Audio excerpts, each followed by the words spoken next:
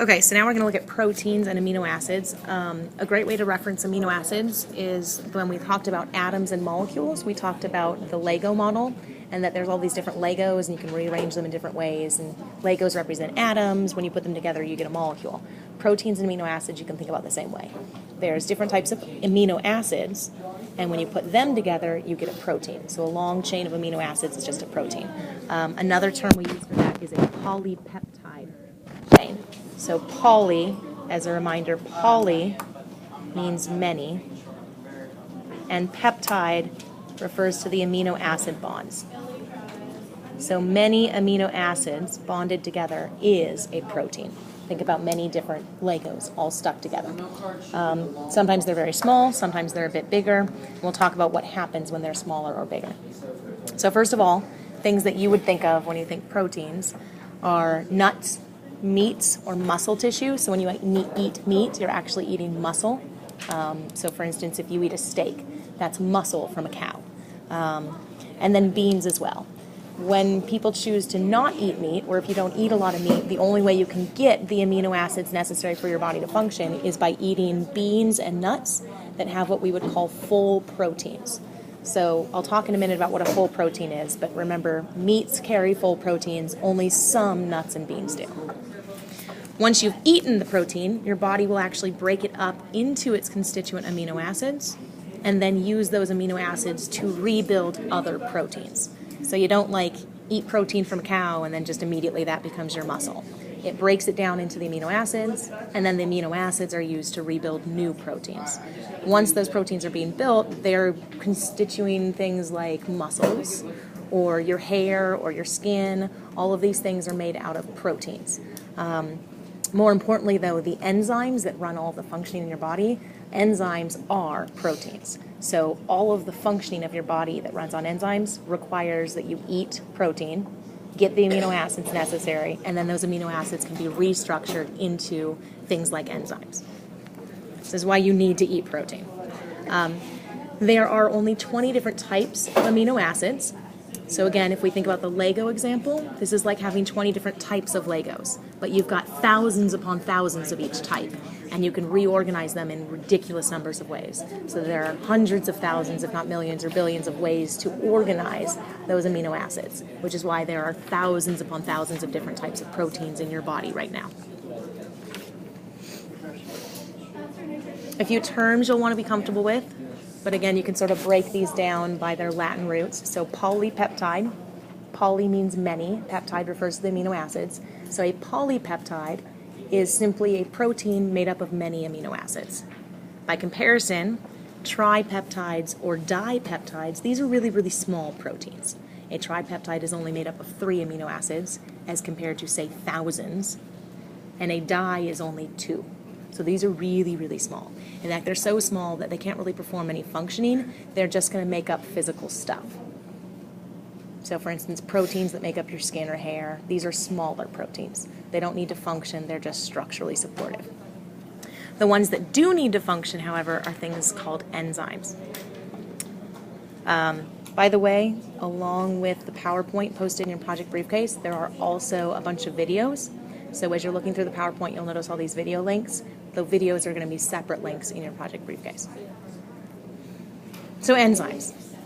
Enzymes are simply very large, incredibly complex proteins. And so the way this works is the proteins, when we get enough amino acids, the chain gets so big that it actually starts to fold back in on itself, and there are bonds that happen as it starts to fold. And when there are thousands upon thousands of amino acids, those folds can get so complex that it gets this insanely unique, very particular shape. And that shape is what allows enzymes to do what they do. Enzymes catalyze reactions. And the way they do it is with their shape. So we refer to enzymes as keys that work with locks. And if the lock is the thing that the enzyme is trying to act on, whether it's trying to build something new or break something apart, the key is only going to fit one very specific lock. And the only way to unlock a lock is with one very specific key, and that's how enzymes work.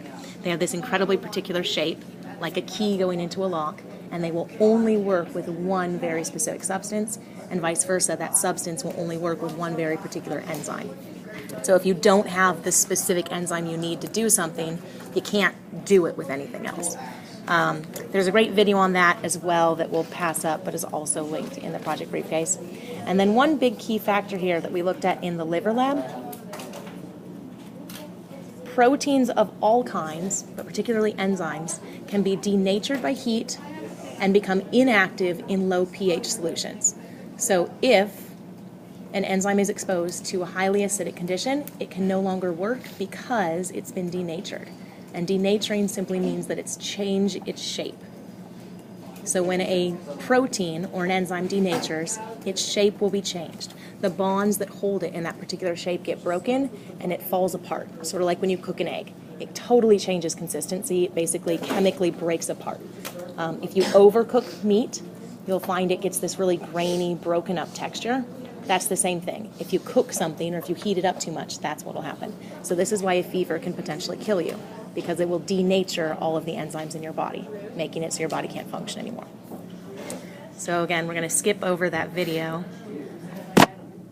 and talk about a quick example of enzyme activity. So I mentioned that enzymes are paired like a lock or like a key to a lock.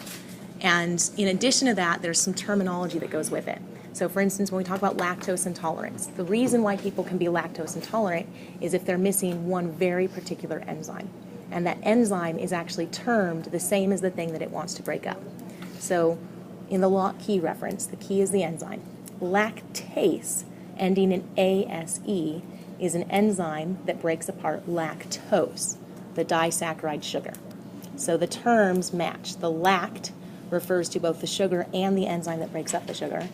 OSE, or OS, refers to the sugar itself. And then the ending ASE refers to the enzyme that breaks up lactose. So lactase dissolves lactose. And in fact, they're so perfectly paired that if your body no longer has lactase, you cannot dissolve lactose. So those of us that are lactose intolerant, myself included, we cannot digest lactose. So if I drink milk, my body can't digest the sugar because it's lacking this enzyme lactase.